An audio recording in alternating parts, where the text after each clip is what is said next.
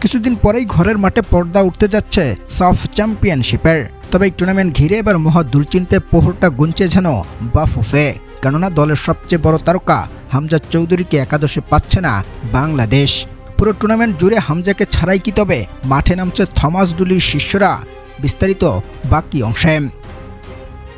দর্শক, নিজেদের ঘরের মাঠে আয়োজিত এবারের সাফ চ্যাম্পিয়নশিপের আসরে শিরোপাটা ঘরে ধরে রাখতে বেশ কয়েকজন প্রবাসী তারকা ফুটবলারকে একাদশে যুক্ত করেছে তাবিথ আওয়ালের বাফুফে। তবে দলটির সবচেয়ে বড় তারকা হামজা দেওয়ান চৌধুরী চলমান দলবদলের উইন্ডোতে শোনা যাচ্ছে লেস্টার সিটি ছেড়ে যোগ দিবেন আজারবাইজানের ক্লাব সুবাহ এফসিতে। আর এখানে বিপত্তিটা তৈরি হয়েছে বাফুফের জন্য। কেননা নতুন ক্লাবের অধীনে থাকা হামজাকে সাফ চ্যাম্পিয়নশিপের পুরো টুর্নামেন্টের জন্য 17 দিনের এত লম্বা একটা ছুটি কখনোই দিতে রাজি হবে না ক্লাব কর্তৃপক্ষ। তাই বিশ্লেষকদের মতে সাফ চ্যাম্পিয়নশিপের পুরো টুর্নামেন্ট জুড়ে শুধুমাত্র কয়েকটা ম্যাচে বাংলাদেশের একাদশে দেখা যাবে হামজা দেওয়ান চৌধুরীকে, আর সেটিও ফিফার উইন্ডোতে।